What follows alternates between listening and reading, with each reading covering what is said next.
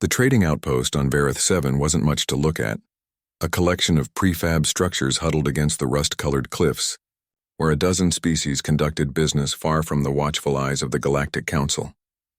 Orla had been working there for 6 months, managing supply logistics for the human contingent, and she'd grown accustomed to the strange rhythms of alien commerce. The Kyrath were the dominant species on this world, bipedal predators standing nearly 8 feet tall, with sleek gray fur covering powerful frames and eyes that could track movement in near darkness. They reminded Orla of wolves who'd learned to walk upright and build civilizations.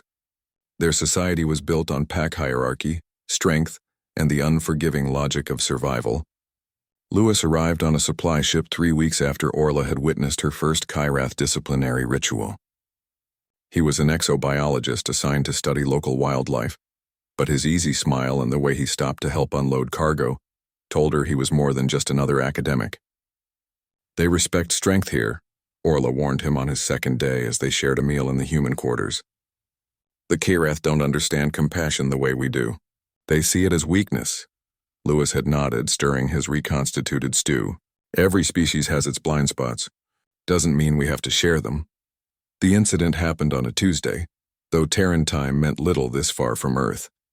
Orla and Lewis were crossing the central market when they heard it, a high-pitched yelp that cut through the ambient noise like a blade. The sound came from an alley between 2 storage units, and without thinking, they both moved toward it.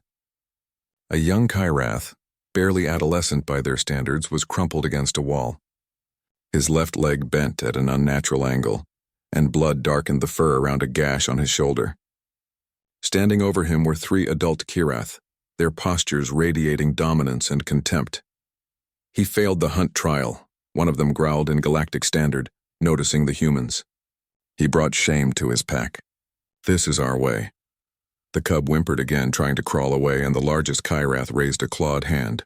Lewis moved. Later, Orla would struggle to describe what happened. One moment Lewis was beside her, the next he was between the Kyrath and the injured cub. He wasn't a large man, barely 6 feet with a researcher's lean build, but something in his stance made him seem bigger. "No," Lewis said, his voice low and absolute. The Kyrath leader's ears flattened. "Human, this does not concern you. Leave, or—" "I said no." The word came out as something between a shout and a snarl, and Orla felt the hair on her arms stand up. Lewis's hands were shaking, but not with fear, with barely contained fury. His eyes locked onto the lead Kyrath with an intensity that made the predator take a step back.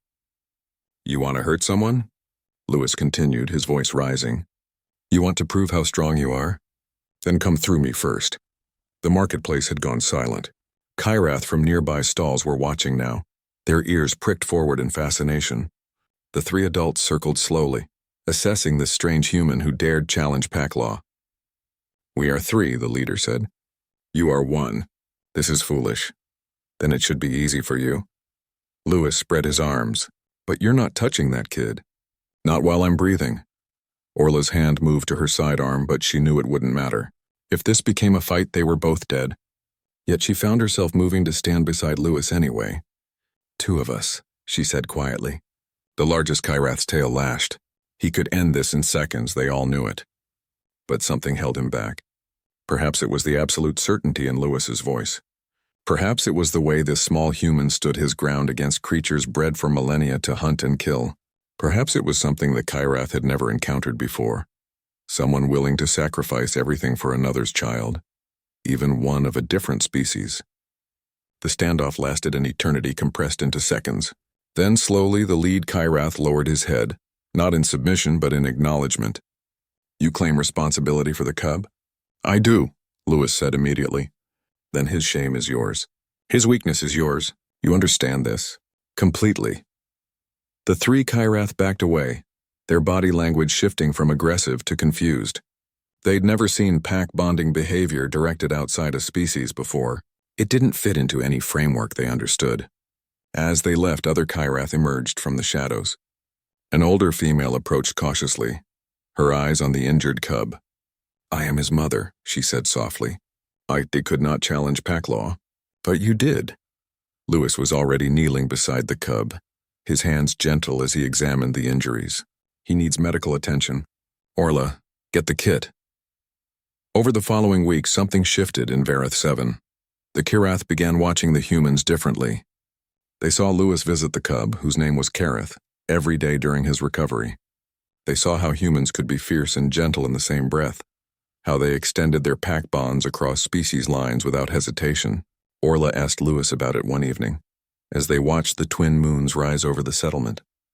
"Weren't you terrified?" "Absolutely," he admitted. "But terror doesn't matter when a kid's in danger. That's not courage, that's just being human." She smiled. "The Kirath are starting to understand that. You know what Kareth's mother told me? She said they have a new phrase now, fierce like human pack. It's becoming a compliment." Lewis shook his head in wonder. "We're not stronger than them. Not faster. Not tougher." "No," Orla agreed, "but we're stubborn. And we care, sometimes in ways that don't make sense to anyone else." She paused. "That day in the market you roared louder than any predator." "And they listened." "Someone had to," Lewis said simply. "Someone always has to." In the distance, young Kareth was running, his leg healed, playing with other cubs who no longer saw his earlier failure as permanent shame.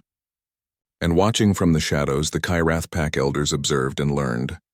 Humanity had taught them something new, that true strength sometimes meant protecting the weak, and that the loudest roar didn't always come from the biggest throat.